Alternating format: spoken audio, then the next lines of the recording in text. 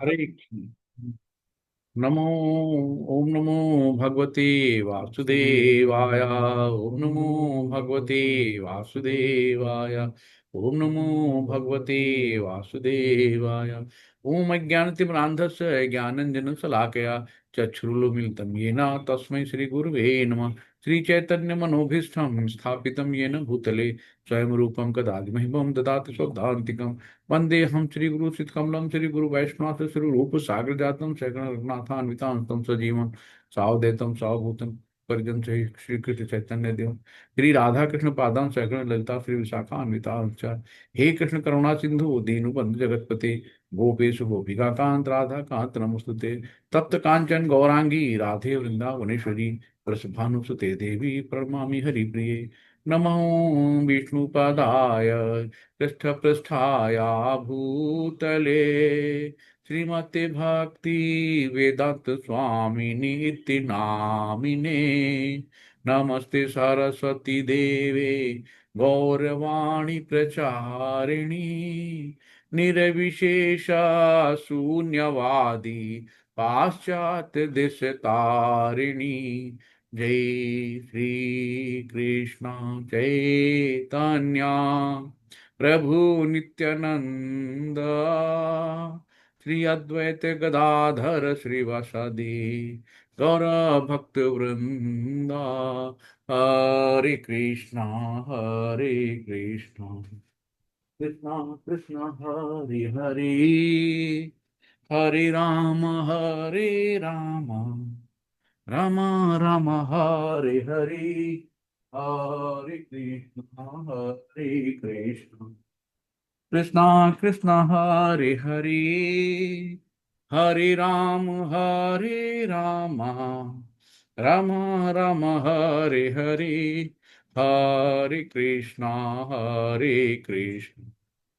कृष्णा कृष्णा हरे हरे हरे राम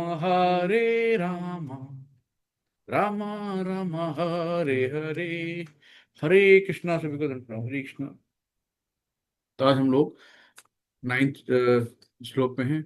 सत्वं सुखे संजयति रजः कर्मणि भारत ज्ञानमावृतः तु तं प्रमादे संजयत्यतः।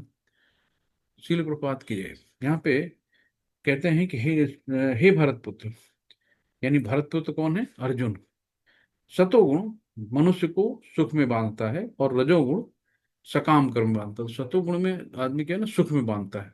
और रजोगुण क्या करता है? सकाम कर्म। सकाम कर्म कौन होते हैं? जो अपने लिए किए जाते हैं, है ना, विधि विधान से जो शास्त्रों में निहित है, लेकिन वो अपने स्वार्थ के लिए किए जाते हैं, उनको सकाम कर्म कहते हैं।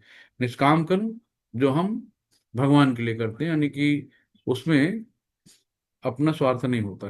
काम करो और कर्म का फल भगवान को दे दो। और तमोगुण मनुष्य को ज्ञान को ढककर उसे पागलपन से बांध देता है। तो सतोगुण में जो मनुष्य है, यानी कि देवताओं की तरह काम करता है ना, तो जो भी काम करेगा सब पुण्य आत्माएं होती है सतोगुण में। रजोगुण में क्या है? वो सिर्फ मैं जो भी होता है, मैंने किया, ये मेरा है, और मतलब क्रेडिट खुद लेना चाहता है। अगर बुरा हो गया तो भगवान ने किया, अच्छा हुआ तो मैंने किया। ये रजोगुण में है ना। तमोगुण क्या है? ज्ञान को ढक लेता है, उसको अज्ञानता का वो शिकार होता है। अंधकार जीवन उसका होता है, उसके जीवन में प्रकाश नहीं होता है ना। तो उसे पागलपन से बांधता है, बात बात में लड़ाई करना, गुस्सा करना, आलस करना। तो बड़ा कंफ्यूज होता है, आलसी होता है ना। इस तरीके से तीन गुण हैं। नेक्स्ट है रजस्तमश्चा भू रजस्तमश्चा विभूयं सत्वं भवति भारत रजः सत्वं तमश्चैव तमः सत्वं रजस्तथा। शील प्रपात कीजिए। यहाँ पर कहते हैं, हे भरत पुत्र, कभी कभी सतोगुण रजोगुण तथा तमोगुण को परास्त करके प्रधान बन जाता है। तो कभी कभी क्या होता है, सतोगुण रजोगुण और तमोगुण को परास्त करके प्रधान बन जाता है। तो कभी कभी रजोगुण सतो तमो को परास्त कर देता है, और कभी ऐसा होता है कि तमो सतो तथा रजो को परास्त कर देता है। इस प्रकार श्रेष्ठता के लिए निरंतर स्पर्धा चलती रहती है। जैसे कि जब हम लोग सुबह उठते हैं, मंगला आरती करते हैं, भगवान का नाम लेते हैं, सुबह मन शांत रहता है, नहा धो के पूजा किया, तो हम लोग किस गुण में है? सतोगुण में। यानी सतोगुण ने रजो और तमोगुण को परास्त कर दिया। फिर जैसे ही दिन निकलता है, फिर सब अपनी दिनचर्या में लग जाते हैं। कोई नौकरी करने जाता है, कोई बिजनेस करने जाता है, मम्मियाँ चिल्लाने, अरे देखो मेरी बात नहीं सुन रहा, बस चिल्लकों लड़ाई, इधर की बात उधर, सब रजोगुण में आ गए। और फिर क्या हो गया, तमोगुण हो गया, आलस निंद्रा प्रमाद, खा पी के सो गए। तो तीन तरह हम लोगों को ऐसे ही होता है, सुबह सतोगुण रजो तमो को प्रभावित करता है, फिर दूसरे दोपहर में रजोगुण हो जाता है, और फिर शाम को तमोगुण हावी हो जाता है। इस प्रकार श्रेष्ठता के लिए निरंतर स्पर्धा चलती रहती है, हमने उदाहरण से समझाया। तो इस तरीके से सतो और तमो रजो गुण होते हैं। सर्वद्वारेषु देहिस्मिन् प्रकाशम् उपजायते, ज्ञानं यदा तथा विद्या द्विवृद्धं सत्त्वमित्युत। शिल प्रपात कीजिए, यहाँ सतोगुण की अभिव्यक्ति की को तभी अनुभव किया जा सकता है जब शरीर के सारे द्वार ज्ञान के प्रकाश से प्रकाशित होते हैं ना। तो यानी कि जो ज्ञान रूपी प्रकाश है, वो अंधकार रूपी अज्ञानता को भगा देता है। तो अज्ञानता क्या है, अंधकार है। ज्ञान क्या है, प्रकाश है। तो यहाँ बताया कि शरीर में 9 द्वार हैं, कौन कौन, 2 आंखें, 2 कान, 4 हो गए, 2 नथुए 6 हो गए, एक मुख हो गया 7, और एक गुदा द्वार हो गई 8, तथा उपस्थ, उपस्थ मतलब जनेन्द्रिय। जब ये प्रत्येक द्वार सत्य के लक्ष्य से दीपित हो जाते हैं, तो समझना चाहिए कि उसमें सतोगुण विकसित हो चुका है। बांसुरी में भी 9 छेद होते हैं। तो सब जो कृष्ण जी बांसुरी बजाते हैं, सतोगुण में सारी वस्तुएं अपनी सही स्थिति में दिखती हैं और सही सुनाई पड़ता है, और यही ढंग से उन वस्तुओं का स्वाद मिलता है। मनुष्य का अंतः तथा बाह्य शुद्ध हो जाता है। प्रत्येक द्वार में सुख के लक्षण दिखते हैं, और यही स्थित होती है कि सत्व गुण की। सब जगह प्रत्येक द्वार में सुख के लक्षण दिखते हैं ना, कोई वहां पे निराशा और बीमारी लाचारी कुछ भी नहीं होती है। तो ये सत्वगुण स्थिति है। अब रजोगुण के बारे में बता रहे हैं भगवान जी कि लोभस प्रवृत्तिरारंभ, प्रवृत्ति आरंभ, कर्माणमसम्मः स्पृहा, रजस्येतानि जायन्ते विवृद्धे भरतर्षभ। शिल प्रपात कीजिए, हे भरतवंशियों में प्रमुख, जब रजोगुण में वृद्धि होती है, रजोगुण क्या करता है, अत्यधिक आसक्ति, बहुत ज्यादा, ये मेरा है, देखो मकान बनवाया, देखो कितना सुंदर मकान बनवाया है, देखो कितनी अच्छी गाड़ी लाए हैं, देखो ये कितना अच्छा मेरा लड़का है, पढ़ने में कितना बढ़िया डॉक्टर बन गया, इंजीनियर बन गया ना। तो अत्यधिक आसक्ति, सकाम कर्म, जो भी मैंने किया, मैंने किया, ये मेरा है, मैंने मेहनत की, मैंने बनाया है ना, ये मेरा काम है, सब कुछ अपने लिए करता है।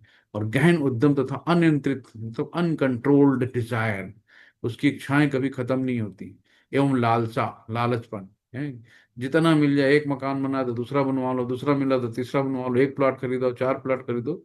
99% लोग सतो रजोगुण में रहते हैं, सबके अंदर है ना, हम भी उसी में हैं, मेरे भी कई प्लॉट हैं, कई वो है, तो ये भी ले लो, वो भी ले लो।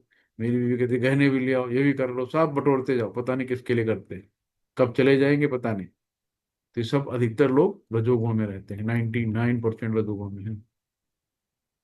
अप्रकाशा अप्रकाशो प्रवश्चित प्रमादो मोह एव च, अप्रकाशो अप्रवृत्तश्च प्रमादो मोह एव च, तस्येतानि जायन्ते विवृद्धे कुरु नंदन। शील प्रपात की जय। यहाँ पे कहा गया, जब तमोगुण में वृद्धि हो जाती है, तो हे कुरुपुत्र, अंधेरा, यानी अंधेरा का मतलब अज्ञानता, जड़ता न, मूर्खता हो गई, प्रमदता, आलस तथा मोह का प्राकट होता है। तो ये सब तमोगुण के लक्षण है कि जहां प्रकाश नहीं होता है, वहां ज्ञान अनुपस्थित रहता है। तो तमोगुणी व्यक्ति किसी नियम में बंधकर कार्य नहीं करता, वो अकारण ही अपनी सनक के अनुसार कार्य करना चाहता है।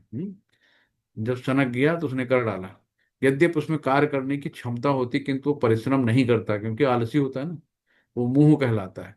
यद्यपि चेतना रहती है, लेकिन जीवन निष्क्रिय रहता है, आलस में पड़ा रहता है, छोड़ो कौन जाए, कौन करेगा, मम्मी देख लो, तुम ही कर लो, अब तुम कर लो, एक दूसरे टालता रहता है।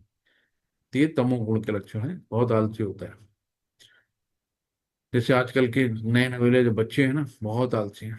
जरा से स्कूल से पढ़ के आए, बैग फेंका, अब मम्मी जूते उतार दो, मम्मी मुझे खिला भी दो, मम्मी मुझे नहला भी दो, मम्मी सब, मम्मी सारा काम कर दें। बच्चे कुछ करना नहीं चाहते, बस मोबाइल देखना चाहते हैं। यदा सत्त्वे प्रबद्धे तु प्रलम याति देवभृतः, तदो ततो तदोत्तम विधाम लोकान मलान प्रतिपद्यते। शिल प्रपात की जय।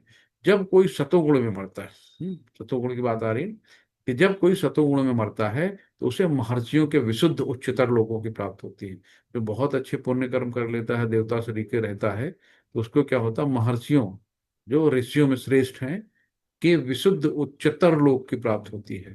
तो सतोगुणी व्यक्ति केवल जो होता है ब्रह्मलोक या जनलोक जैसे उच्च लोकों को प्राप्त होता है, और यहाँ देवी जैसा जो सुख भोगता है। तो क्या है कि जब हमारे पुण्य कर्म क्षीण हो जाते हैं, तो फिर से हमें इस सतोयुगी यानी ब्रह्मलोक या जो स्वर्ग कहते हैं, वहां से हमें नीचे आना पड़ता है। तो जो लोग सतोगुण में मरते हैं वो उन लोगों को जाते हैं जहां महर्षि और महान भक्तगण रहते हैं। रजसी प्रलम गत्वा कर्म संगेषु जायते, तथा प्रलीन तथा प्रलीनस्तमस्सु मूढ़योनिषु जायते। श्रील प्रपात की जय। जब कोई रजोगुण में मरता है, रजोगुण में मरेगा तो क्या होगा, वो सकाम कर्मियों के बीच जन्म ग्रहण करेगा। और जब कोई तमोगुण में मरता है तो पशु योनि में जन्म धारण करता है, तमोगुण वाला निम्न योनि में जाता है। रजोगुण वाला क्या है ना, कि मरते मरते भी उसको लगता है कि अभी ये काम रह गया, वो काम रह गया, ये काम रह गया, कुछ और समय मिलता तो मैं ये भी कर लेता, एक और बिल्डिंग बनवा लेता। तो उसी तरीके से भगवान यहाँ पे जैसी जिसकी इच्छा होती है भगवान उसको सैंक्शन करते हैं। तो कुछ लोगों का विचार है कि एक बार मनुष्य जीवन को प्राप्त करके आत्मा कभी नीचे नहीं गिरता, ये ठीक नहीं है ना। श्रील प्रभुपाद जी बता रहे हैं कि इस लोक के अनुसार यदि कोई तमोगुणी बन जाता है तो वो मृत्यु के बाद पशु योनि को प्राप्त होता है, यानी निम्न योनि में जाता है। वहां से मनुष्य को विकास प्रक्रम द्वारा पुनः मनुष्य जीवन तक आना पड़ता है। आप सोचो कि एक बड़े भाग्य मानुष तन पाया, सुर दुर्लभ सदग्रंथन गाया, कि बड़े भाग्य से इस मनुष्य का जन्म मिला है ना। कितने अनंत योनियों को, यानी 84 लाख योनियों को पार करने के बाद सबसे ज्यादा जो चेतना होती है 84 लाख योनियों में, वो मनुष्य की होती है ना। इसीलिए बुद्धिमान होता है, शेर को भी पाल सकता है, हाथी को भी पाल सकता है, अपने से बड़े जानवरों को भी पाल सकता है, क्योंकि उसकी चेतना अधिक है, बुद्धिमान है। अब अगर हमने ये अवसर गंवा दिया, हम्म, तो फिर से हमें पता नहीं कितने योनियों में जाना पड़ेगा, भटकना पड़ेगा, और फिर ये मनुष्य योनि कब मिले पता नहीं। इसलिए जागो, जागो और भक्ति में लग जाओ। सबसे सरल काम है मात्र 4 नियमों का पालन करना, और 16 मिनिमम 16 माला जपना, इतना ही है। तो बहुत से लोगों ने भी माला शुरू नहीं की होगी, लेकिन माला शुरू कर लीजिए, है ना। भगवान का नाम कलयुग केवल नाम आधारा, सुमिर सुमिर जग उतरे पारा। हम्म? तो मेरे पिताजी कहते थे कि उमा कहूं मैं अनुभव अपना, हरि बिन, हरि बिन यह जगत सब सपना। ऐसे ही कि हरि नाम बिन जगत सब सपना है। तो हरि का नाम ही है जगत, बाकी सब सपना, सब मिथ्या है, झूठा है। नेक्स्ट है, कर्मणः सुकृतस्याहु सात्विकं निर्मलं फलम, रजस्तस्सु फलम दुःखम, ज्ञानम तमस फलम, ज्ञानम तमसः फलम। शील प्रभात कीजिए। पुण्य कर्म का फल शुद्ध होता है। जो पुण्य कर्म होते हैं ना उनका फल शुद्ध होता है और सात्विक होता है। लेकिन रजोगुण में संपन्न कर्म का फल दुख होता है। हम्म और तमोगुण में किए गए कर्म मूर्खता में प्रतिफलित होते हैं। अब रजोगुण में जैसे कि हमने बहुत बड़ा फ्लैट ले लिया, बोला 1 करोड़ का लोन ले लिया, अब कर्म तो किया रजोगुण वाला, तो क्या होगा, हर महीने की जो किस्त आएगी आपको दुख देगी ना। रोज टेंशन, रोज टेंशन, यार अगली पैसे पैसे कहाँ से लाएंगे, अगली फीस कहाँ से देंगे, अगला कहाँ से करेंगे। ये दुखी कारण है ना। तो इसलिए प्रभात कीजिए, सतोगुण में किए गए पुण्य कर्मों का फल शुद्ध होता है। अतएव वे मुनिगण, अतएव वो मुनिगण जो समस्त मोह से मुक्त होते हैं सुखी रहते हैं। लेकिन रजोगुण में किए गए कर्म दुख के कारण बनते हैं। भौतिक सुख के लिए जो भी कार्य किया जाता है उसका जो विफल होना निश्चित है। उदाहरण के लिए यदि कोई गगनचुंबी प्रसाद, प्रसाद प्रसाद मतलब होता है भवन, प्रसाद बनवाना चाहता है, तो वो उनके बनने के पूर्ण अत्यधिक कष्ट उठाना पड़ता है ना। मालिक को धन संग्रह के लिए कष्ट उठाना पड़ेगा। और प्रसादा ये जो है भवन के लिए कहते हैं, प्रसादा बनवाने वाले श्रमियों को शारीरिक श्रम करना होता है। इस प्रकार कष्ट तो होते ही हैं। अतः भगवत गीता का कथन है कि रजोगुण के अधीन होकर जो भी कर्म किया जाता है उसमें निश्चित रूप से महान कष्ट भोगने होते हैं। इससे यह मानसिक तुष्टि हो सकती है, मैंने ही मकान बनवाया है, मैंने इतना धन कमाया है, लेकिन यह कोई वास्तविक सुख नहीं है। जहां तक तमोगुण का संबंध है, कर्ता को कुछ ज्ञान नहीं रहता, तो वो उसके समस्त कार्य उस समय दुखदायक होते हैं जब बाद में उसे पशु जीवन में जाना पड़ता है। तो उस समय तो आलस, प्रमाद, निद्रा में पड़ा रहता है, बड़ा सुख मिलता है, एसी में लेटे रहो, कौन धूप में निकले यार, कल कर लेंगे, कल जाएंगे। और उसका जीवन एक एक दिन बीतता जाता है ना। हम लोग बर्थडे मनाते हैं, बर्थडे में क्या होता है, बैड डे, यानी कि एक साल कम हो गया। धीरे धीरे, जैसे मोमबत्ती नहीं होती, धीरे धीरे खत्म होती जाती है, वैसे हमारी लाइफ है, एक एक दिन खत्म हो रही है, और हम उसमें खुशी मना रहे हैं, अरे बर्थडे आया भाई, बर्थडे आया। तो ये चीजें हैं। तो बर्थडे में जाके बढ़िया मंदिर में दान करो, है ना, जो पशु हैं, जो लाचार हैं, बेचारे हैं, उनको खिलाओ, 16 माला करो, गीता बांट दो, जितना बड़ा, जितने साल का बच्चा है उतनी गीता उठाइए, लोगों में बांट दीजिए। कुछ ऐसे काम करो। बच्चे को लेके जाओ मंदिर में, बर्थडे वाले दिन वहां पे बढ़िया से उसे पूजा करवाओ। पंडित से कह दो आज ये पूजा करेगा, पंडित को 501 दे दो, बढ़िया मंदिर में पूजा करवा देगा, अगरबत्ती धूप बत्ती और दिया विया दिखा के। उससे उसके संस्कार डेवलप होंगे। उसको कुछ अपने हाथ से कह दो, लो बेटा दान करो, ये सब संस्कार होंगे, है ना। गरीबों को कपड़े बंटवा दो। इस तरीके से कुछ ना कुछ करके बर्थडे वाले दिन कुछ ऐसे सेलिब्रेट करो, ना कि वो मोमबत्ती कैंडल जला के कैंडल बुझा दी। तो कैंडल बुझाना वो सब डेथ में बुझाते हैं। ये सब अंग्रेजों के सीख दे गए यहाँ पे, ऐसा कुछ नहीं है ना।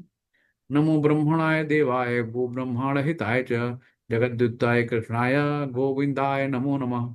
हे प्रभु, आप गायों तथा ब्राह्मणों के हितैषी हैं, आप समस्त मानव समाज व विश्व के हितैषी हैं। तात्पर्य यह है कि इस प्रार्थना में गायों तथा ब्राह्मणों की रक्षा का विशेष उल्लेख है। ब्राह्मण आध्यात्मिक शिक्षा के प्रतीक हैं और गाय महत्वपूर्ण भोजन की। अतएव इन दोनों जीवों का, ब्राह्मणों तथा गायों को पूरी सुरक्षा प्रदान की जानी चाहिए। यही सभ्यता की वास्तविक प्रगति है। तो आधुनिक समाज में आध्यात्मिक ज्ञान की अपेक्षा जो है की जाती है और गोवध को प्रोत्साहित किया जाता है। इससे यही ज्ञात होता है कि मानव समाज विपरीत दिशा में जा रहा है और अपनी भर्तना का पथ प्रशस्त कर रहा है। जो सभ्यता अपने नागरिकों को अगले जन्म में पशु को बनाने के लिए मार्गदर्शन करती है, तो यह निश्चित रूप से मानव सभ्यता नहीं है। तो निसंदेह आधुनिक मानव सभ्यता रजोगुण तथा तमोगुण के कारण मार्ग पर जा रही है। तो ये अत्यंत घातक युग है, और समस्त राष्ट्रों को चाहिए कि मानवता को महान संकट से बचाने के लिए कृष्ण भावनामृत की सरलतम विधि प्रदान करे। तो जितने ज्यादा से ज्यादा लोग हों उनको कृष्ण भावनामृत में लेके आइए, ये हम लोगों की जिम्मेदारी है, भगवान स्वयं कह रहे हैं यहाँ पे। सत्वा सत्वास्त संजायते ज्ञान रसजो लोभ एव च प्रमादमो मोहो तमसो भवतो अज्ञानमेव च। शिल प्रभात की जय। सतोगुण से वास्तविक ज्ञान उत्पन्न होता है, रजोगुण से लोभ उत्पन्न होता है ना। जब सतोगुणी होंगे तो हमेशा ज्ञानी, जैसे हम लोग यहाँ पे बैठ के गीता को एक दूसरे को सुना रहे हैं, तो ये क्या हो रहा है, हम लोग सतोगुण में हैं। और रजोगुण वाले कहीं न चवन्नी के तीन ठंडी बना रहे होंगे कि भाई कहाँ से किसकी टोपी किसके ऊपर रख दें, किसका कहाँ से और फायदा हो जाए। तो और लोभ होता है ना। अधिकतर लोभ में आजकल जो हो रहा है ना, कि उन्होंने कहा कि आपको पैसा दुगना कर देंगे, ये नेटवर्किंग लगा दो, यहाँ सट्टे में लगा दो, यहाँ पे ये वाला खरीद लो, ये 4 गुना हो जाएगा। जहां लालच में आदमी जाता है ना, लालच तुरंत आपको 4 संकट लेके आता है। तो जहां लालच दिखे तुरंत कट डिलीट। लालच, किसी को, हमें कोई चीज फ्री में चाहिए नहीं। दिमाग में उठा लो कि हमें कोई भी चीज फ्री में नहीं चाहिए। हमें धन को 4 गुना नहीं करना है, हमारा जितना उतना ही चाहिए। जहां धन को 4 गुना के चक्कर में करते हैं ना, वो जो है वो भी चला जाता है। तो कभी भी लालच में नहीं फंसो, किसी के बहकावे में नहीं आओ। भगवान ने आपको अकल दी है, अपनी अकल लगाओ। तो जहां अपने लोभ आया तो वहां आप गए। तो आजकल जो डिजिटल अरेस्ट हो रहा है ना, कहीं डिजिटल अरेस्ट कर रहे हैं लोगों को, और कहीं वो बता रहे हैं बस आपका वो लॉटरी लग गई है, इतना जमा करो इतना निकल आएगा। तो लॉटरी के चक्कर पाने में जो है वो भी जमा कर देते हैं। इन सबसे हमें दूर रहना है। हमें लालच जहां दिखे वहां cut delete, cut delete option रखो। लालच सम हटा दो। बच्चों को ही समझाओ कि बेटा कोई भी तुम्हें लालच दे तुरंत वहां से कह दो हमें नहीं चाहिए। तो जहां आदमी थोड़ा सा लालच में फंसा वो फंसता चला जाता है। ये दिक्कत होती है। लालच कभी नहीं करना। तमोगुणों से अज्ञान और प्रमाद और मोह उत्पन्न होता है। जो तमोगुण है उनसे अज्ञानता आती है, यानी अंधकार है जीवन का। प्रमाद, आलस, मोह सब उत्पन्न होता है। तो ये सारे सतो तमो और रजो आपको सब क्लियर हो रहा होगा एक एक करके। ऊर्ध्वं गच्छन्ति सत्त्वस्था, मध्ये तिष्ठन्ति राजसा, जघन्य गुण व्यवस्थिता, अधो गच्छन्ति तामसाः। शिल प्रपात की जय। सतोगुणी व्यक्ति क्रमशः उच्च लोगों को ऊपर जाते हैं, रजोगुणी इस पृथ्वी लोक में रह जाते हैं, और जो अत्यंत गर्भित तमोगुण में स्थित हैं वे नीचे नरक लोक को जाते हैं। तो सतोगुणी है, वापिस है कि भाई उनके यहाँ देवताओं के गुण हैं तो उच्चतर लोक को जाएंगे, और जो रजोगुणी हैं इस पृथ्वी लोक में रह जाते हैं, और जो क्यों उनको सकाम कर्म करने होते हैं इसलिए पृथ्वी लोक में रह जाते हैं, और जो अत्यंत गर्हित तमोगुणी में है वो नीचे अधम योनियों चले जाते हैं, नरक लोक को जाते हैं। तो इस तीन तरह के लोग हैं। अब यहाँ पे आगे बताते हैं, नान्यम गुणेभ्य कर्तारम यथा दृष्टानुपश्यति, गुणेभ्यश्च परम वेत्ति मद्भावम सोऽधिगच्छति। शिल प्रपात की जय। यहाँ पे कहा जब कोई ये अच्छी तरह जान लेता है कि समस्त कार्यों में प्रकृति के तीन गुणों के अतिरिक्त अन्य कोई कर्ता नहीं है, और जब वो परमेश्वर को जान लेता है तो इन तीन गुणों से परे है, तो वो मेरे दिव्य स्वभाव को प्राप्त होता है। तो जब कोई अच्छी तरह से जान लेता है कि समस्त कार्यों में प्रकृति के तीनों गुणों के अतिरिक्त अन्य कोई करता नहीं है, जब आप जान लेते हो कि सारा जो भी काम करवा रही है प्रकृति करवा रही हो, चाहे सतोगुण में है, रजोगुण में, तमोगुण में, तो सब करता क्या है, प्रकृति है। और जब परमेश्वर को जान लेता हो तो तीनों गुणों से जब इस चीज को जान लिया और परमेश्वर को जान लिया तो वो फिर गुणातीत बन जाता है, और फिर भगवान कहते हैं कि वो मेरे दिव्य स्वभाव को प्राप्त होता है ना, गुणातीत बनने के बाद। तो गुरु के उपदेश से जीव अपनी आध्यात्मिक स्थिति, अपने भौतिक व्यवहार, भौतिक शरीर, अपनी इंद्रियां तथा प्रकृति के गुणों को अपनी बद्धावस्था होने के बारे में जान सकता है ना। इससे गुरु के माध्यम से वो इन गुणों की जकड़ में होने से असहाय होता है, लेकिन अपनी वास्तविक स्थिति देख लेने पर वो दिव्य स्तर को प्राप्त कर सकता है, जिसमें आध्यात्मिक जीवन के लिए अवकाश होता है। वस्तुतः जीव विभिन्न कर्मों का कर्ता नहीं होता, उसे बाध्य होकर कर्म करना पड़ता है ना, गुणों के प्रभाव में आकर उसे कर्म करना पड़ता है, क्योंकि वो विशेष प्रकार के शरीर में स्थिति है जिसका संचालन प्रकृति का कोई गुण करता है, चाहे तमो हो, चाहे रजो हो, चाहे सतो। ठीक है, तो इस तरीके से गुणानेतान गुणानेतान तीत्य त्रीन देहि देह समुद्भवान, जन्म मृत्यु जरा जन्म मृत्यु जरा दुखैर विमुक्तौ अमृत अश्नुते। शिल प्रपात कीजिए। जब देवधारी जीव अपने भौतिक शरीर से संबंध इन तीनों गुणों को लांघने में समर्थ होता है ना, जब गुणातीत हो जाता है, यानी कि सतो तमो रजो से परे हो जाता है, तो वो क्या होता है, जन्म मृत्यु बुढ़ापा तथा अनेक कष्टों से मुक्त हो सकता है, और इसी जीवन में अमृत का भोग कर सकता है। तो जब वो देहात्म बुद्धि हो गया, उसने अपने आप को शरीर नहीं माना और इन तीन गुणों से लांग गया, तो इसी जन्म में अमृत भोग का पान कर सकता है, और जन्म मृत्यु बुढ़ापा तथा अनेक कष्टों से मुक्त हो सकता है। ये कहा जाता है कि कृष्ण भावनामृत में भक्ति, जो कृष्ण भावनामृत में भक्ति करना भवपाश से मुक्त का संकेत है। और आगे जो है 18वें अध्याय में इसकी व्याख्या की जाएगी कि जब मनुष्य प्रकृति के गुणों के प्रभाव से मुक्त हो जाता है तो भक्ति में प्रविष्ट हो जाता है। अर्जुन उवाच कैर्लिङ्गै स्त्रीन् गुणानेतातीतो भवति प्रभो, किमाचारं कथं चेतान् स्त्रीन् गुणान् विवर्तते। शिल प्रभुपाद के अनुसार अर्जुन ने पूछा कि हे भगवान, जो इन तीनों गुणों से परे है वो किन लक्षणों के द्वारा माना जाता है, उसका आचरण कैसा होता है, और वो प्रकृति के गुणों को किस प्रकार लांघता है। तो इसमें कहा गया है कि इस श्लोक में अर्जुन के प्रश्न अत्यंत उपयुक्त हैं। वो उस पुरुष के लक्षण जानना चाहता है जिसने भौतिक गुणों को लांघ लिया है। सर्वप्रथम वो ऐसे दिव्य पुरुष के लक्षणों के विषय में जिज्ञासा करता है कि कोई कैसे समझे कि उसने प्रकृति के गुणों को के प्रभाव को लांघ लिया है। दूसरा प्रश्न उसने कहा कि ऐसा व्यक्ति किस प्रकार रहता है और उसके कार्यकलाप क्या है, क्या वह नियमित होते हैं, क्या अनियमित होते हैं। फिर अर्जुन उन साधनों के विषय में पूछता है जिससे वो दिव्य स्वभाव यानी प्रकृति को प्राप्त कर सके। वो अत्यंत महत्वपूर्ण है। जब तक कोई उन प्रत्यक्ष साधनों को नहीं जानता, जिससे वो सदैव दिव्य पद पर स्थित रहे, तब वो दक्षिणों को दिखने का प्रश्न ही नहीं होता है ना। तो अर्जुन ने सारे क्वेश्चन हम लोगों के लिए पूछे हैं। दक्षिण अर्जुन द्वारा पूछे गए सारे प्रश्न अत्यंत महत्वपूर्ण हैं और भगवान उसका उत्तर देते हैं। क्या देते हैं?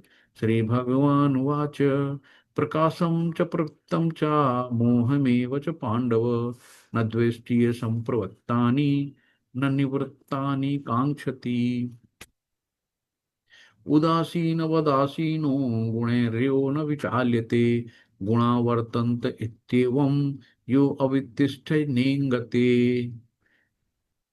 सम दुःख सुख सम दुःख सुख स्वस्थः समलोष्टास्म काञ्चनः तुल्य प्रिया प्रियो धीरस्तुल्य निंदा आत्मसंस्तुतिः मान अपमानयोस्तुल्यं स्तुल्यो मित्रारिपक्षयोः सर्वारंभ परित्यागी गुणातीतः स उच्यते।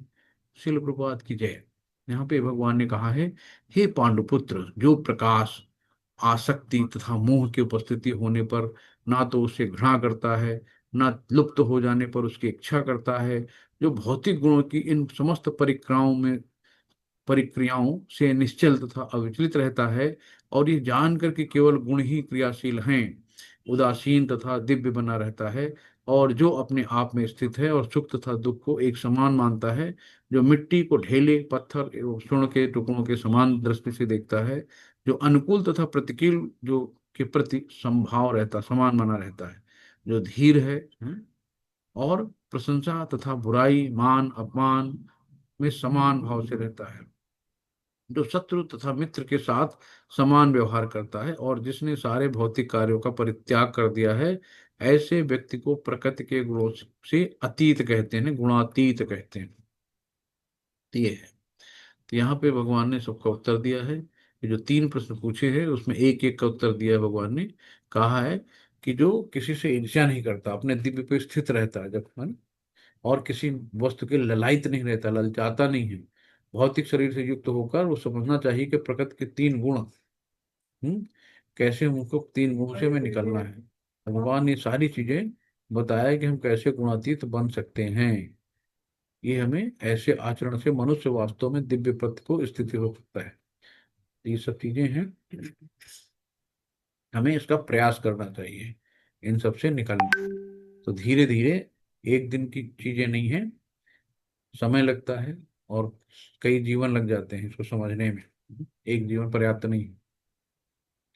माँ च यो व्यभिचारेण भक्ति योगेन सेवते सह गुणान समतीत्यैतान ब्रह्म भूयाय कल्पते। शिल प्रभुपाद की जय। जो समस्त परिस्थितियों में अविचलित भाव से पूर्ण भक्ति में प्रवृत्त होता है, वह तुरंत ही प्रकृति के गुणों को लांघ जाता है, और इस प्रकार ब्रह्म के स्तर तक पहुंच जाता है ना। कोई भी परिस्थिति आए, सुख दुख मान अपमान सर्दी गर्मी, है ना, तो किसी भी परिस्थितियों में हमें विचलित नहीं होना है, अविचलित भाव से रहना है, पूर्ण भक्ति करनी है। तो जब ऐसी होती है ना, तो हम सारे गुणों से लांघ जाते हैं और ब्रह्म के स्तर तक पहुंच जाते हैं। तो यहाँ पे भगवान बता रहे हैं अर्जुन को ऐसी ऐसी चीजें। ब्राह्मणो ही प्रतिष्ठा हम अमृतस्य अव्यस्यस्य च शाश्वतस्य च धर्मस्य सुखस्य एकांति कस्य च। शील प्रपात कीजिए। और मैं ही उस निराकार ब्रह्म का आश्रय हूं, है ना, जो निराकार ब्रह्म है, भगवान कहते हैं मैं ही उसका आश्रय हूँ, जो अमर्त्य अविनाशी तथा शाश्वत है, और चरम सुख का स्वाभाविक पद है। तो ब्रह्म का स्वरूप अमरता अविनाशी शाश्वत तथा सुख है ना। ब्रह्म जो है, जो शाश्वत है, कभी नष्ट नहीं होने वाली।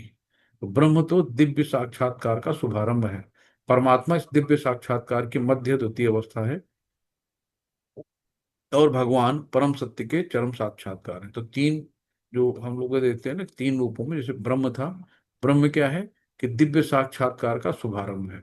तो ब्रह्म है जो भगवान के शरीर का जो तेज है, जो ज्योति है, वो ब्रह्म है। हम्म? तो जो जो ये लोग हैं, मायावादी लोग हैं, निर्विशेषवादी, वो ब्रह्म तक जाते हैं। परमात्मा क्या है? तो इस दिव्य साक्षात, यानी कि जो ज्ञानी लोग होते हैं, बहुत शास्त्रों का अध्ययन करते हैं, और पुण्य आत्माएं होती हैं, परमात्मा के इस दिव्य साक्षात्कार के मध्य द्वितीय अवस्था है, परमात्मा मानते हैं। और यानी कि ब्रह्म हो गया सत, परमात्मा हो गया चित, और भगवान क्या है? भगवान परम सत्य के चरम साक्षात्कार है। तो ये भगवान आनंद है। तो सत्य चित आनंद यानी तीनों चीजें भगवान के अंदर है। अतः परमात्मा एवं निराकार ब्रह्म दोनों ही परम पुरुष के भीतर रहते हैं। तो परमात्मा और आत्मा जो है भगवान शरीर के भीतर में रहते हैं, क्षीरोदक्षय विष्णु के रूप में। 7वें अध्याय में बताया जा चुका है कि प्रकृति परमेश्वर की अपरा शक्ति की अभिव्यक्ति है। परा और अपरा शक्ति हम लोग पढ़ चुके हैं। तो भगवान इस अपरा प्रकृति में परा प्रकृति को गर्भस्थ करता है। तो जो परा मतलब परारलौकिक यानी आध्यात्मिक, अपरा क्या है? तो इसमें भगवान क्या करते हैं कि अपरा प्रकृति में परा प्रकृति को गर्भस्थ करते हैं और भौतिक प्रकृति के लिए आध्यात्मिक स्पर्श है। तो इस प्रकृति द्वारा बद्ध जीव आध्यात्मिक ज्ञान का अनुशीलन करना प्रारंभ करता है और वो इस भौतिक जगत के पद से ऊपर उठने लगता है और क्रमशः परमेश्वर के ब्रह्म बोध तक उठता है। ब्रह्म बोध की प्राप्ति आत्म साक्षात्कार की दिशा में प्रथम अवस्था है। जैसे आप ब्रह्मभूत प्रसन्न आत्मा न सोचती न कांक्षति, तो ब्रह्मभूत तक पहुंचता है ना, तो प्रथम अवस्था होती है। और इस अवस्था में ब्रह्मभूत व्यक्ति भौतिक पद को पार कर जाता है, लेकिन ब्रह्म साक्षात्कार में पूर्णता प्राप्त नहीं कर पाता। यदि वो चाहे तो ब्रह्म पद पर बना रह सकता है। और धीरे धीरे परमात्मा के साक्षात्कार को, फिर भगवान के साक्षात्कार को प्राप्त करता है। पहले ब्रह्म पद पे जाता है, फिर परमात्मा से साक्षात करता है और फिर भगवान के साक्षात्कार को प्राप्त कर सकता है। तो वैदिक साहित्य में इसकी उदाहरण भी भरे पड़े हैं कि चारों कुमार पहले निराकार ब्रह्म में से थे, वो मायावादी थे। लेकिन क्रमशः भक्ति के पद पर, जैसे उन्होंने तुलसी पत्र और भगवान के चरणों में पुष्प सूंघा, उनके अंदर भक्ति जागृत हो गई। तो वे व्यक्ति निराकार ब्रह्म पद से ऊपर नहीं उठ पाता, उसे नीचे गिरने का डर रहता जो वो, इसलिए हमेशा उठते जाओ ऊपर, के नीचे ना गिरो। तो श्री भगवत में कहा गया है कि भले कोई निराकार ब्रह्म की अवस्था को प्राप्त कर ले, लेकिन तो इससे ऊपर उठे बिना, वो परम पुरुष के विषय में सूचना प्राप्त किए बिना उस बुद्धि विमल नहीं हो पाती है। तो ब्रह्म पद से उठ जाने के बाद भी यदि भगवान की भक्ति नहीं की जाती तो नीचे गिरने का भय बना रहता है। तो ये सब प्रभुपाद जी ने बहुत सुंदर तात्पर्य लिखा है। मैं बार बार आप लोगों से रिक्वेस्ट कर रहा हूँ कि आप लोग इन तात्पर्यों को घर पे जरूर पढ़िए। तो यहाँ पे भगवान के विभिन्न कार्यकलापों और भक्तों के साथ प्रेम विनिमय के बारे में पढ़ें। सदा हरे कृष्ण कृष्ण कृष्ण हरे हरे, हरे राम राम राम हरे हरे, इस महामंत्र की दिव्य ध्वनि की कीर्तन करें और भगवान तथा उनके भक्तों का आविर्भाव तथा तिरोधान को मनाने वाले दिनों में उपवास करें, है ना। जन्म और मृत्यु का जो समय होता है वही आविर्भाव और तिरोधान कहलाता है। ऐसे करने से मनुष्य समस्त भौतिक गतियों से विरक्त हो जाएगा। इस प्रकार जो व्यक्ति अपने को ब्रह्म ज्योति या ब्रह्म बोध के विभिन्न स्तरों में स्थित कर सकता है, वो गुणात्मक रूप से भगवान के तुल्य है ना। अभी हमने जैसे बताया था कि समुद्र के पानी लेने, एक ड्रॉप ले लें और समुद्र का जल ले लें, दोनों में गुणात्मक रूप से सेम हो गया, यानी कि उनकी जो केमिस्ट्री होगी सेम होगी, लेकिन मात्रात्मक रूप में भिन्न है। इसी तरह आत्मा और परमात्मा गुणात्मक रूप में सेम है ना, लेकिन मात्रात्मक रूप में भिन्न है। ठीक है। तो यहाँ पे शिला प्रभुपाद की जय 14 अध्याय का खत्म होता है। और ये पुरुषोत्तम योग जो है, इसको चतुर्मास में लोग रोज इसका श्रवण करते हैं। 5 मिनट लगता है इसको पूरा पढ़ने में, मात्र 5 मिनट लगता है। तो इस तरीके से हम लोगों ने सतो, रजो और तमो गुण के बारे में जाना। अब भगवान यहाँ पे, ये छोटा सा अध्याय है और ये खत्म हो जाएगा आज। इसको पुरुषोत्तम योग कहते हैं, अध्याय 15। ओम नमो भगवते वासुदेवाय, ओम नमो भगवते वासुदेवाय, ओम नमो भगवते वासुदेवाय। नमो विष्णुपादाय पृष्ठपृष्ठाय भूतले, श्रीमते भक्ति वेदांत स्वामिनि इति नामिने। नमस्ते सरस्वती देवे गौरवाणी प्रचारिणी, निर्विशेषा शून्यवादी पाश्चात्य देश तारिणी। जय श्री कृष्ण चैतन्य प्रभु नित्यानंदा, श्री अद्वैत गदाधर श्रीवासादि गौर भक्त वृंदा। हरे कृष्णा कृष्णा कृष्णा हरे हरे हरे राम राम राम हरे हरे। हरे कृष्ण। तो ये पुरुषोत्तम योग नाम है ना। तो पुरुषोत्तम, तो ये अध्याय रोज इन 4 महीने पर डे पढ़िए। तो पुरुषों में उत्तम, श्री भगवान उवाच ऊर्ध्वमूलमधःशाखम् अस्वस्थं प्राहुरव्ययम् छन्दांसि यस्य पर्णानि यस्तं वेद स वेदवित्। शिल प्रभुपाद की जय। भगवान ने कहा कि कहा जाता है कि एक शाश्वत अश्वत्थ वृक्ष है ना। अश्वत्थ वृक्ष जो है बरगद के वट वृक्ष को कहते हैं, जिसकी जड़ें तो ऊपर की ओर हैं और शाखाएं नीचे की ओर हैं, और तथा पत्तियां वैदिक स्रोत हैं। जो इस वृक्ष को जानता है वो वेदों का ज्ञाता है। यानी भगवान ने कहा है कि जो एक बरगद का पेड़, समझ लो तालाब का किनारा है पानी का, और उस पर वृक्ष लगा है, तो वृक्ष की जो परछाई होती है वो उल्टी दिखती है, लगता है कि ऊपर से नीचे जड़ें ऊपर हैं। तो उसी तरीके से यहाँ पे तुलना की गई है कि जड़ें तो ऊपर की ओर हैं और शाखाएं नीचे की ओर हैं। पत्तियां जो है वैदिक स्रोत हैं, वैदिक स्रोत जहां से हमें ज्ञान मिलता है। जो वृक्ष को जानता है वो वेदों को जानता है। तो वेदों को, वेद कौन है? हमारे भगवान की वाणी है। तो यही सब वेद हैं। वेद अपने आप में भगवान ही है। तो शिल प्रपात की जय। यहाँ पे कहा गया भक्ति योग की महत्ता की विवेचना के बाद ये पूछा जा सकता है कि वेदों का क्या प्रयोजन है ना, यानी गोल क्या है, लक्ष्य क्या है। इस अध्याय में बताया गया है कि वैदिक अध्ययन का प्रयोजन कृष्ण को समझना है। तो सब वेदों का जो प्रयोजन क्या है? कृष्ण को समझना है ना। और हमारा प्रयोजन क्या है हम लोगों का? कृष्ण को पाना, कृष्ण को रिझाना, कृष्ण को जानना है ना। ये भक्ति अत्यंत जो कृष्ण भावनामृत में है, जो भक्ति में रत है, वो वेदों को पहले से ही जानता है ना। तो हमारा भी वही लक्ष्य है और वेदों का वही लक्ष्य है। नेक्स्ट है यहाँ पे आगे सेकंड श्लोक में हम चलते हैं। आर्धस्य चोर्धम प्रसुतस्य शाखा गुण प्रबद्धा विषया प्रवाला अधश्च मूलानि संततानि कर्मानुबंधानि मनुष्य लोके। शिल प्रपात की जय। इस वृक्ष की शाखाएं ऊपर तथा नीचे फैली हुई हैं और प्रकृति के तीनों गुणों द्वारा पोषित हैं। इसकी टहनियां इंद्रिय विषय हैं। इस वृक्ष के जड़ें नीचे की ओर जाती हैं और मानव समाज के सकाम कर्मों से बंधी। तो इस वृक्ष की जो शाखाएं हैं ना, वो ऊपर नीचे हर जगह फैली है और प्रकृति के तीनों गुणों द्वारा पोषित है। कौन से गुण? सतो, रजो और तमो द्वारा पोषित होती हैं। जो टहनियां होती हैं, यानी टहनियां से हमारी इच्छाएं हो गई एक तरह से। तो जिनकी टहनियां इंद्रिय विषय हैं ना, इनकी टहनियां क्या है? इंद्रिय विषय हैं। इस वृक्ष की जो जड़ें हैं नीचे की ओर भी जाती हैं, जो मानव समाज के सकाम कर्मों से बंधी हैं। सकाम कर्म ना, जो कर्म अपने लिए किए जाते हैं। तो ये अलग अलग बताया हुआ है कि यहाँ पे कि निचले भाग जो होते हैं वो अलग अलग निम्न योनि वाले जो जानवर हैं सब निम्न योनि में होते हैं। देवता लोग उच्च योनि में होते हैं। तो इस तरीके से सब अलग अलग योनियों के बारे में गंधर्व हैं। गंधर्व जो वहाँ पे स्वर्ग में जो गीत गाते हैं उनको गंधर्व कहते हैं।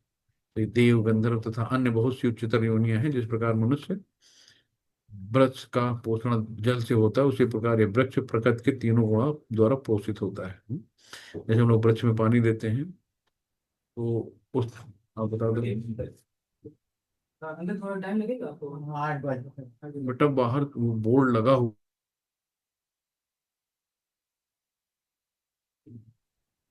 तो कभी कभी देखते हैं कि ज्वाला ये जो है ना, इसी प्रकार प्रकृति के किन्हीं विशेष गुणों द्वारा अनुपादिक अधिक है। सॉरी, पेशेंट आ गए। तो इस तरीके से जैसे हम लोग पेड़ डालते हैं पानी है वृक्ष में, पानी में, पानी पेड़ में डालते हैं, उसी तरीके से हमारे जो 3 गुण हैं वो इसको पोषित करते हैं। तो ये है। और वृक्ष की टहनियां इंद्रिय विषय हैं। तो इंद्रिय विषय विभिन्न गुणों के विकास से हम विभिन्न इंद्रिय विषयों को भोगते हैं। इंद्रिय विषय हमने बोला था, इंद्रिय हमारी 5 इंद्रियां हैं, नाक कान जिह्वा त्वचा। तो जैसे जीभ को मोटा मोटा लिया कि जीभ में रसगुल्ला लिया, तो ये बन गया हमारा रसगुल्ला, और वाह क्या स्वाद, ये विषय बन गया। तो जीभ में जब रसगुल्ला गया तो फिर हमारा ये इंद्रिय विषय बन गया। तो इसी को इंद्रिय भोग भी कहते हैं। तो जैसे अलग अलग इंद्रियां हैं वैसे वैसे उनका भोग है। तो इस तरीके से जो वृक्ष की टहनियां हैं वो इंद्रिय विषय हैं, और शाखाओं के जो सिरे हैं वो इंद्रियां हैं, यानी कि नाक, कान, आंख जो है ना, ये सब इंद्रियां हैं आदि, वो जो विभिन्न इंद्रियों के विषय भोग से आसक्त हैं। तो इंद्रिय के विषय भोग क्या है? वैसे जैसे जीभ में रसगुल्ला खाया, जीभ में स्वाद लिया, वैसे हर इंद्रिय का, आंख का है, नाक का है, कान का है ना, अलग अलग सबके वो हैं। और जड़ें राग द्वेष हैं, जो विभिन्न प्रकार के कष्ट तथा इंद्रिय भोग के लिए विभिन्न गुण रूप हैं। तो ये मनुष्य लोक कर्म क्षेत्र माना जाता है ना, तो यहीं पे हम लोग कर्म कर सकते हैं। न रूपमस्येष तथोपलब्धे, न रूपमस्येष तथोपलब्धेयते, नान्तो न चार्दिन च संप्रतिष्ठा, अस्वेशथमेनं सुरूढ़मूलम्, अस्वेशत अस्वस्थनेव एव सुरूढ़मूलम्, संगस्य शस्त्रेण दृढेन छित्त्वा, ततत्पदं तत्परिमार्गतव्यं, यस्मिन् गता न निवर्तन्त भूयः, तमेव चाद्यं पुरुषं प्रपद्ये, यतः प्रवृत्ति प्रसुता पुराणी। शिल प्रपात की जय। कि यहाँ पे कहते हैं इस वृक्ष के वास्तविक स्वरूप का अनुभव इस जगत में नहीं किया जा सकता। कोई भी नहीं समझ सकता कि इसका आदि कहाँ है, अंत कहाँ है, इसका आधार कहाँ है। लेकिन मनुष्य को चाहिए कि इस दृढ़ मूल वाले वृक्ष को विरक्त के शस्त्र से काट गिराएं, है ना। कैसे करेंगे? विरक्त के शस्त्र से। तो ये जो विरक्त है ना, यानी डिटैचमेंट है ना, बहुत ज्यादा हम लोग आसक्ति रखते हैं हर चीजों से। तो जब तक हम आसक्ति रहते हैं, यानी कि जब तक हम मोह है, तब तक हम बंधन में हैं। जैसे ही हमारा मोह छूटता है ना, हम विरक्त के शस्त्र से इसको काटते हैं। तो तत्पश्चात ऐसे स्थान की खोज करनी चाहिए जहां जाकर लौटना ना पड़े, है ना। जब विरक्त के शस्त्र से हम मोह को अपने काट देंगे, जो हमको जकड़े हुए हैं, बेटी बेटा लड़का बच्चा घर द्वार पैसा कौड़ी देवर, तो जब इनसे मुंह हटेगा, तो क्या है कि ऐसी जगह जाएंगे जहां से हमें लौटना ना पड़े, यानी गोलोक वृंदावन धाम की बात कर रहे हैं। और जहां उस भगवान की शरण ग्रहण कर ली जिसने भी कर ली, और जिससे अनादिकाल से प्रत्येक का सूत्रपात तथा विस्तार होता आया है ना। तो ये बहुत अच्छे से सब श्रील प्रभुपाद जी ने लिखा है यहाँ पे। तो यहाँ पे जरूर देखिएगा, अहम सर्वस्व प्रभु, है ना, मैं प्रत्येक वस्तु का उद्गम हूँ। भगवान स्वयं कहते हैं अहम सर्वस्व प्रभु मत सुस्मत है।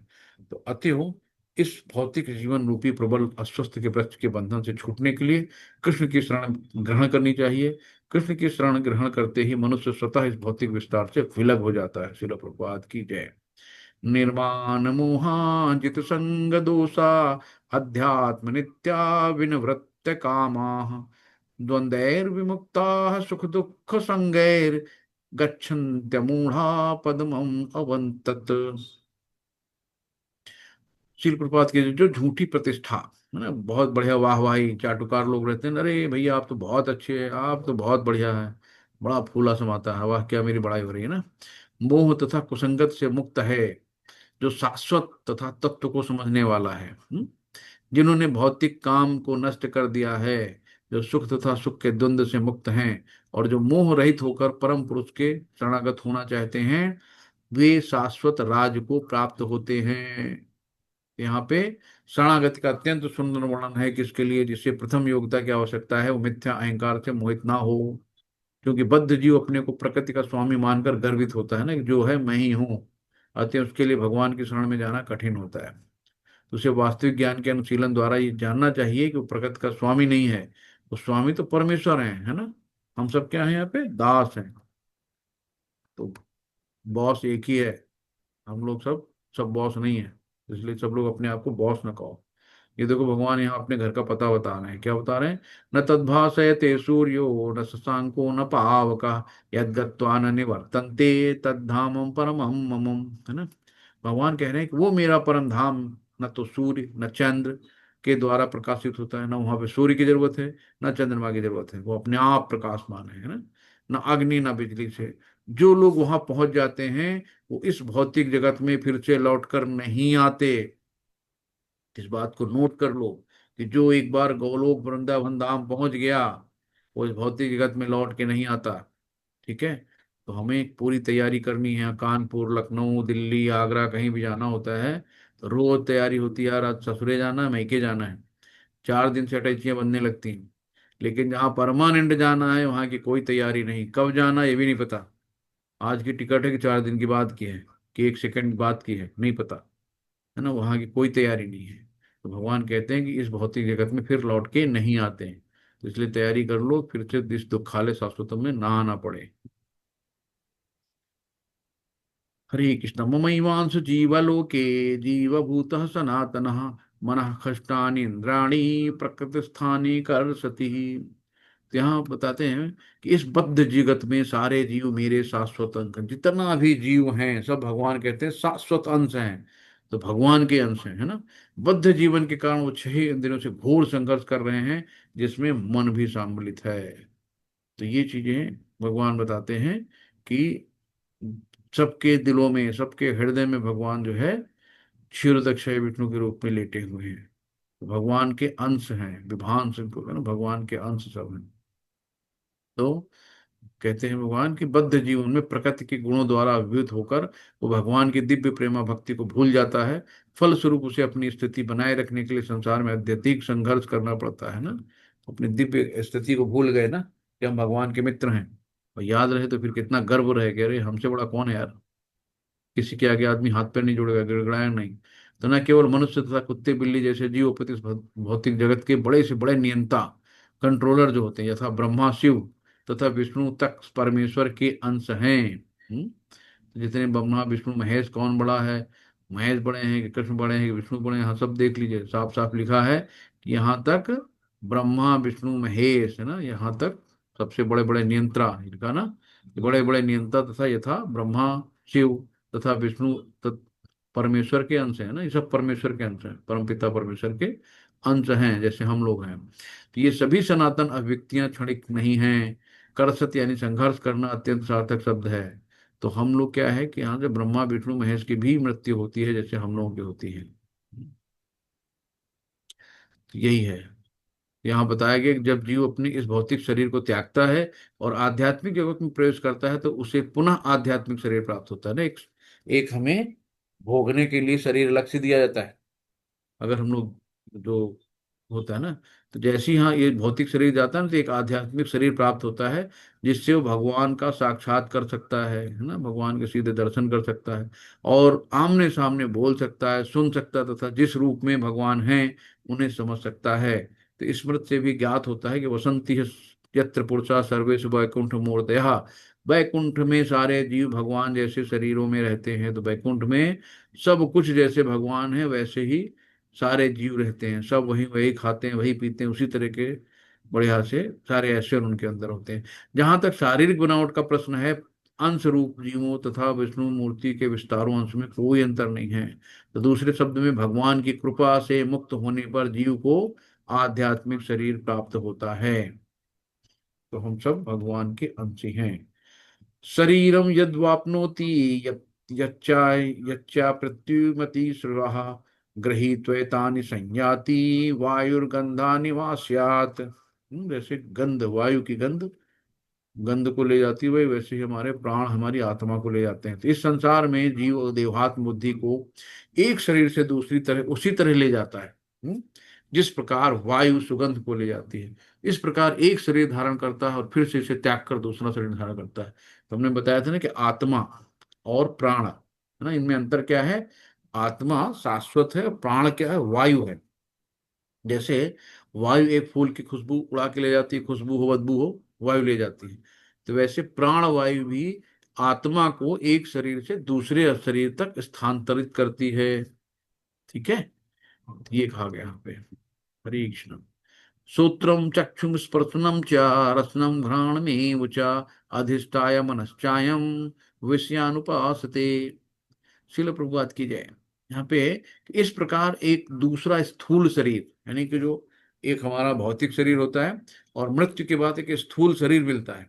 तो स्थूल शरीर धारण करके जीव विशेष प्रकार का कान, आंख, जीभ, नाक तथा स्पर्श इंद्रिय त्वचा प्राप्त करता है, जो मन के चारों ओर सपुंजित है। इस प्रकार वो इंद्रिय विषयों को की एक विशिष्ट समुच्चय का भोग करता है ना। तो एक एक स्थूल बॉडी मिलती है हमें सब सहने के लिए, जो हमने अच्छे कर्म करे हैं उनका सुख भोगने के लिए, जो बुरे कर्म करे हैं उनकी प्रताड़ना के लिए हमें एक अलग से शरीर मिलता है मरने के बाद में। तो ये है। श्री कृष्ण। उत्क्रामन्ति स्थितिं वापिं भुञ्जानां वा गुणान्वितां विमूढानानुपश्यन्ति पश्यन्ति ज्ञानचक्षुषु। श्रील प्रभुपाद की जय। यहाँ पे कहते हैं मूर्ख ना तो समझ पाते हैं कि जीव किस प्रकार अपना शरीर त्याग सकता है, और ना ही वे समझ पाते हैं कि प्रकृति के तीनों गुणों के अधीन वो किस तरह से शरीर को भोग करता है ना। लेकिन जिनकी आंखें ज्ञान में प्रशिक्षित होती हैं वो सब देख सकता है। तो ज्ञान से हमें क्या करना है, अंधकार से निकल के ज्ञान में जाना है। और ज्ञान की तरफ कौन आते हैं, गुरु महाराज जी। ये तंतो योग निश्चयनम पश्यन्त्यात्मन व्यवस्थितम, ये तंतो कृतात्मानो नैनम पश्यन्त चेत सहा। शिल प्रभुपाद की जय। आत्म साक्षात्कार को प्राप्त प्रयत्नशील योगी जन ये स्पष्ट रूप से देख सकते हैं, लेकिन जिनके मन विकसित नहीं है और जो आत्म साक्षात्कार को प्राप्त नहीं है, वे प्रयत्न करके भी यह नहीं देख पाते कि क्या हो रहा है। तो अनेक योगी आत्माएं साक्षात्कार के पथ पर होते हैं, लेकिन जो आत्म साक्षात्कार प्राप्त नहीं होता वो ये नहीं देख पाता कि जीव के शरीर में कैसे कैसे परिवर्तन होते हैं। हम लोगों ने 6 परिवर्तन देखे थे ना, कि पैदा होता है, बड़ा होता है, फिर कुछ अपनी तरह के प्रोडक्ट करता है, फिर धीरे धीरे क्षीण होता है, बूढ़ा होता है, फिर मर के चला जाता है। तो ये 6 तरह के परिवर्तन होते हैं। तो इस प्रसंग में योगिनी शब्द महत्वपूर्ण है। आजकल ऐसे अनेक तथाकथित योगी हैं और योगियों हो के तथाकथित संगठन है, लेकिन आत्म साक्षात्कार मामले में सब शून्य है ना। लाखों बाबाओं की दुकानें खुली, लेकिन कितनों तक आत्म साक्षात्कार है। ये है यतन तो चित्त आत्मा है ना। जो यहाँ पे कहा गया है कि भक्त योगी हैं, वे समझ सकते हैं कि किस प्रकार सब कुछ घटित हो रहे हैं। भक्त को भक्तियां माँ भी जान आती यावन में तत्वता, भक्ति भगवान को तत्वता है नहीं जेठ जान सकता है। यदादित्यगतं तेजो जगत भासयते अखिलम यच्चंद्रमसि यच्चाग्नो तत्तेजो विद्धि मामकम।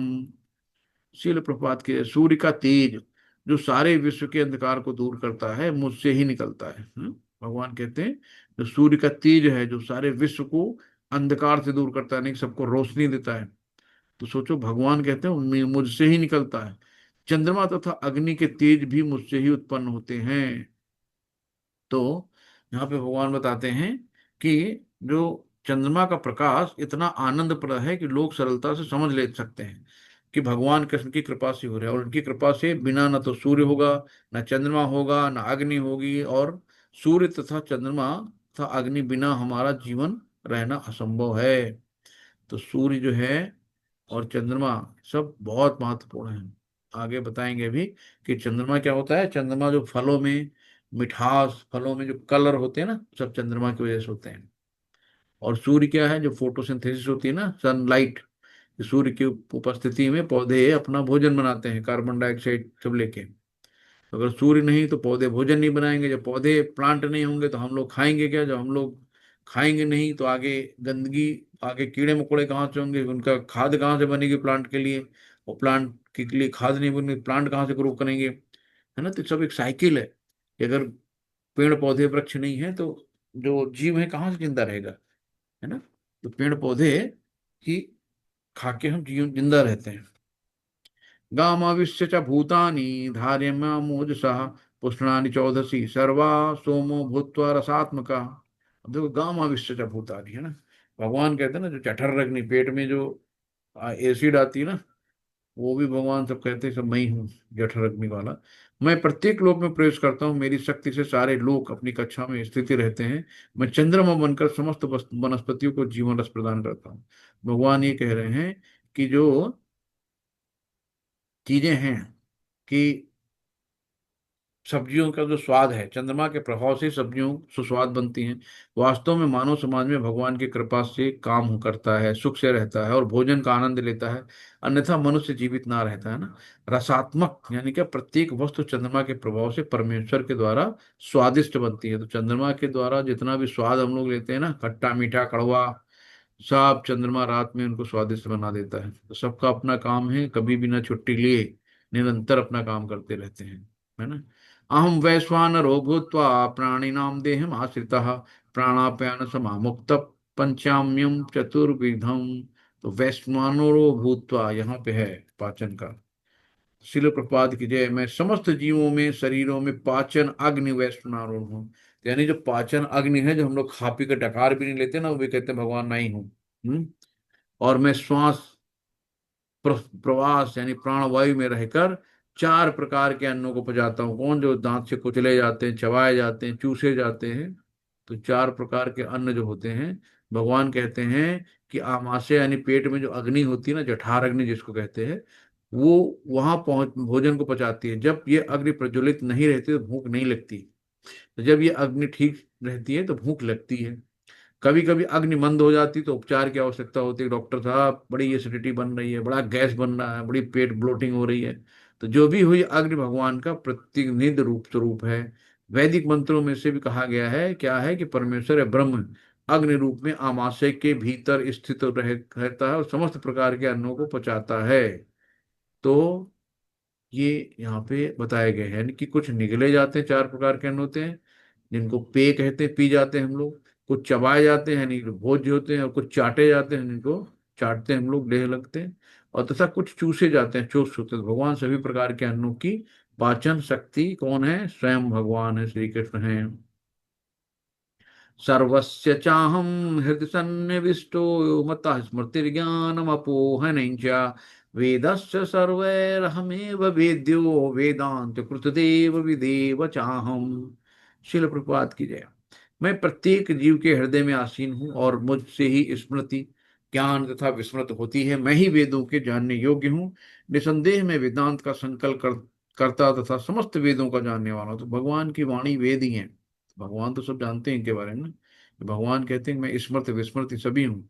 किसी की जरा सी याददाश्त चली जाए कि मैं कौन, तो पागलों की तरह वो घूमता रहता है इधर उधर। जरा में उसको शॉर्ट सर्किट हो गई, कपड़े उतार के घूम रहा है। जरा सी याददाश्त चली गई, शॉर्ट सर्किट गायब हो गई दिमाग से। तो ये सब भगवान कहते हैं कि स्मृत विस्मृत सब कुछ मैं ही हूँ। ये है। शिल प्रपात कीजिए यहाँ पे। द्वामिमो पुरुषो लोको क्षरक्षाक्षर एव च क्षरः सर्वाणि भूतानि कूटस्थोच्चर उच्यते। तो जीव दो प्रकार के हैं, च्युत तथा अच्युत। भौतिक जगत में प्रत्येक जीव च्युत यानी क्षर होता है, ये जो जिसका नष्ट हो जाता है। और आध्यात्मिक जगत में प्रत्येक व्यक्ति जीव अच्युत होता है। जो आध्यात्मिक जगत होता है उसको अक्षर यानी जिसका कभी क्षय नहीं होता है। तो जो भौतिक जगत में है, वो भौतिक शरीर जैसे विनष्ट हो जाता है, आत्मा निकल गई, शरीर सड़ गया, बदबू आने लगी, फेंको गंगा जी में डालो जाके। और जो आध्यात्मिक जगत में होता है शाश्वत होता है, वहां पे कभी उसका क्षय नहीं होता है। ये बताया गया है। तो भगवान श्री कृष्ण के कथनानुसार जीव दो प्रकार के, कौन से वेदों में इसके प्रमाण मिलते हैं, तो उसमें संदेह करने का प्रश्न नहीं उठता। संसार में संघर्षरत सारे जीव मन तथा पांच इंद्रियों से युक्त शरीर वाले हैं, जो परिवर्तनशील है ना। बच्चा हुआ, फिर बड़ा हुआ, फिर बूढ़ा हुआ, है ना। इस तरीके से जब तक जीव बद्ध है तब तक उसका शरीर पदार्थ के संसर्ग से बदलता रहता है, क्योंकि पदार्थ बदलता है, इसलिए जीव बदलते प्रतीत होते हैं। लेकिन आध्यात्मिक जगत में शरीर पदार्थ से नहीं बना होता है ना। आध्यात्मिक जगत में शरीर पदार्थ से नहीं बना होता, इसलिए उसमें परिवर्तन नहीं होते हैं। ताकि पूछे कि आध्यात्मिक जगत में शरीर का परिवर्तन क्यों नहीं होता, क्योंकि वो पदार्थ से नहीं बना होता है। तो भौतिक जगत यानी कि 24 तत्व जो होते हैं उनसे नहीं बना होता है, और गुणातीत होते हैं। वहां पे तीनों गुणों के कोई संपर्क नहीं रहता है, सत्व रजो तमो वाला। ये भौतिक जगत में जीव 6 परिवर्तन से गुजरता है। क्या? कौन से? जन्म होता है, वृद्धि होती है, अस्तित्व में आता है, प्रजनन करता है, क्षय होता है तथा विनाश हो जाता है। ये भौतिक शरीर के परिवर्तन है। लेकिन आध्यात्मिक जगत में शरीर का परिवर्तन नहीं होता। वह न जरा, न मृत्यु, न व्याधि, कुछ भी नहीं होती वहां पे, वो एक से रहते हैं। उत्तम पुरुषत्व उत्तम पुरुषत्वम्यम परमात्म देहि दाहृत यो लोकत्रय मा विश्व विभर्तव्य ईश्वर। शिल प्रभात की जय। तो इन दोनों के अतिरिक्त एक परम पुरुष परमात्मा है, जो साक्षात अविनाशी है, और जीव तीनों लोकों में प्रवेश करके उनका पालन करता है। तो भगवान यहाँ कह रहे हैं अत्यंत सुंदर ढंग से कि असंख्य जीवों के नियंता, जिनमें से कुछ बद्ध हैं और कुछ मुक्त हैं, एक परम पुरुष जो परमात्मा कहलाते हैं, है ना। नित्यो नित्यानाम चेतनस चेतना नाम। तो संसार ये है कि बद्ध तथा मुक्त दोनों प्रकार के जीवों में से परम पुरुष भगवान हैं। जो उन सबका पालन करता है और उन्हें कर्मों के अनुसार भोग की सुविधा प्रदान करता है। यह भगवान परमात्मा रूप में सबके हृदय में स्थित है। जो बुद्धिमान व्यक्ति उन्हें समझ सकता है वही पूर्ण शांति का लाभ कर सकता है, अन्य कोई नहीं कर सकता। यस्मात् यस्माक्षरमतीतो हम अक्षरादपि चोत्तमम् अतो अस्मि लोके वेदे च प्रतितः पुरुषोत्तमः। शिल प्रपात की जय। क्योंकि मैं क्षर यानी कि कभी जिसका क्षय नहीं होता, शाश्वत है ना, कभी नष्ट नहीं होता है, तथा अक्षर दोनों से परे है ना। भगवान कहते हैं मैं इन सब में नहीं पढ़ता हूँ, तो ना आध्यात्मिक ना भौतिक इन चक्करों में नहीं पढ़ता हूँ, क्योंकि मैं सर्वश्रेष्ठ हूँ, है ना, आदि हैं, अनंत है, इनके पहले कोई नहीं था भगवान के पहले। अतएव मैं इस जगत के तथा वेदों में परम पुरुष के रूप में विख्यात हूँ। तो जो वेदों में है, वेद कौन है? भगवान ही है, भगवान की वाणी है। भगवान कह रहे हैं भगवान कृष्ण से बढ़कर कोई नहीं है, न तो बद्ध जीव न मुक्त जीव। तो अत्यंत वो पुरुषोत्तम है, यानी पुरुषों में उत्तम।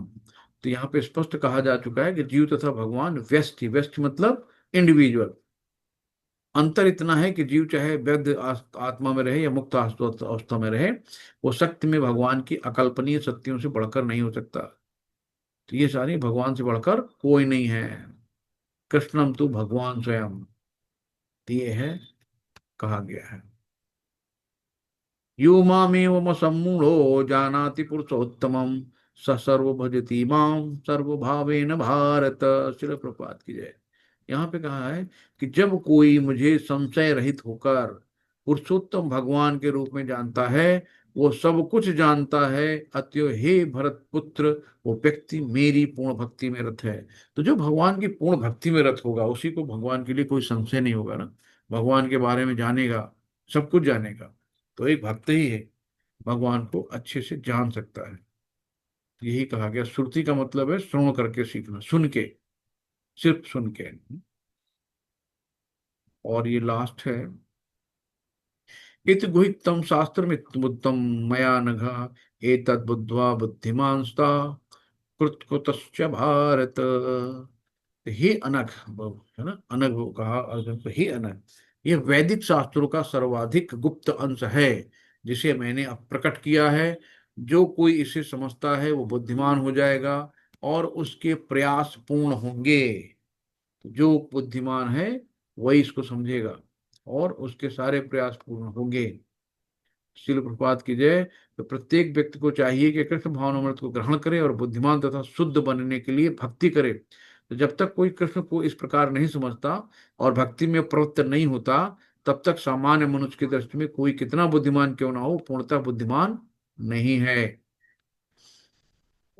तो अनग शब्द, अनग का मतलब होता है निष्पाप, जिसके अंदर कोई पाप न हो। अनग शब्द जो आया है वो कहते हैं। तो जब तक मनुष्य पाप कर्मों से मुक्त नहीं होता, तब तक कृष्ण को समझ पाना कठिन है। उसे समस्त कलमश तथा समस्त पाप कर्मों से मुक्त होना चाहिए, तभी वो समझ सकता है। लेकिन भक्ति इतनी शुद्ध तथा शक्तिमान है कि एक बार भक्ति में प्रवृत्त होने पर मनुष्य स्वतः निष्पाप हो जाता है। हरि बोल। एक बार भक्ति में प्रवृत्त होने पर मनुष्य स्वतः निष्पाप हो जाता है। तो आप सब लोग निष्पाप हो गए हैं भक्ति में प्रवृत्त होते ही। भगवान यहाँ बता रहे हैं। तो शुद्ध भक्तों की संगत में रहकर पूर्ण कृष्ण भावनात्मक में भक्ति करते हुए, यानी कि भक्तों की संगत बहुत जरूरी है। कृष्ण भावना में भक्ति करते हुए कुछ बातों को बिल्कुल ही दूर कर देना चाहिए। जैसे महत्वपूर्ण क्या बात है कि जिस पर विजय पानी है वो हृदय की दुर्बलता है।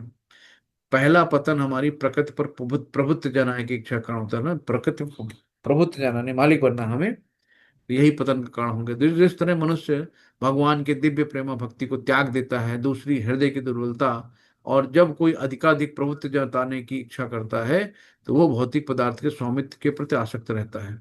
तो हृदय की दुर्बलता क्या होगा कि तो हम अधिकाधिक जो प्रवृत्ति जताने की इच्छा है, विजय पाने की इच्छा, हृदय की दुर्बलता है। इस संसार की सारी समस्याएं इन्हीं हृदय की दुर्बलता के कारण हैं। इस अध्याय के प्रथम 5 श्लोकों में हृदय की इन्हीं दुर्बलताओं को मुक्त करने की विधि का वर्णन हुआ और छठे अध्याय से इसका पुरुषोत्तम योग की विवेचना हुई है। तो शील प्रपात की जय। इस तरह ये 15वां अध्याय समाप्त होता है। और किसी को कुछ ऐड करना हो, कोई त्रुटि हो, कोई क्वेश्चन हो, तो आप लोग आपका स्वागत है। हरे कृष्णा, सभी को दंडता। कैसा लगा चैप्टर? हरे कृष्णा।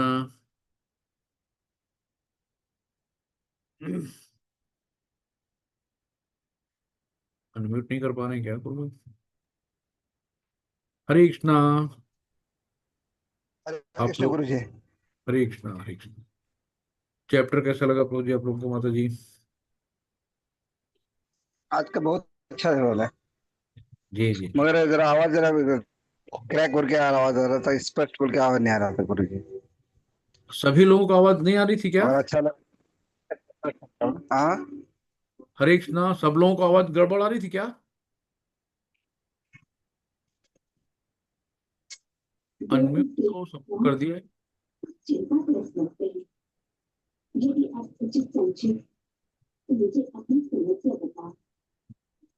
अनम्यूट नहीं हो रहा क्या? अनम्यूट करिए। हरे कृष्णा। हरे कृष्णा प्रभु जी। अनम्यूट नहीं हो रहा था, म्यूट कर अच्छा रखा था। अच्छा अच्छा अच्छा अच्छा, बहुत ही ठीक अच्छा है। चैप्टर है। पर प्रभु जी आपके जैसे बनने के लिए कितना समय लगेगा हमें? पर हो भी एक चीज और हो रही है, जैसे हम डे बाय डे चैप्टर पढ़ रहे हैं, हम उसे हाँ रिपीट नहीं कर पा रहे, रिवीजन नहीं कर पा रहे, क्योंकि वर्किंग है। तो जो समय आप हमें क्लास दे रहे हैं हम उसको माइंड में तो रखते हैं, बट सुबह जैसे अपने रेगुलर वर्क करने के बाद शाम में क्लास होती है, नया चैप्टर आ जाता है, रिवीजन नहीं हो पा रही। तो मैं 9 चैप्टर अभी तक एग्जाम नहीं दे पाई। जो क्विज आता है ना, 9 चैप्टर से अभी तक मैं क्लियर ही नहीं हो पा रही। कोई नहीं माता जी, कहीं कोई दिक्कत हो तो आप तान्या माता जी हैं, कॉल कर सकती हैं। फिर भी कोई दिक्कत हो आप हमें कॉल कर सकती हैं ना।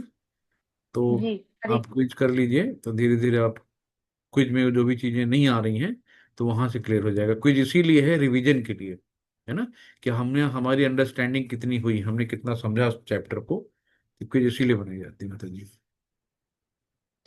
हरे कृष्णा। और किसी का कोई सवाल, कोई जवाब? वांछा कल्पतरुभिक्षा कृपा सिंधु चा पतितानाम पावनेभ्यो वैष्णवभ्यो नमो नमः। अनंत कोटि वैष्णव की जय, शिला प्रभुपाद की जय, सभी भक्तों की जय हो, गुरु महाराज जी की जय। हरे कृष्णा, हरे सभी को कृष्णा हरे हरे कृष्णा। कृष्णा।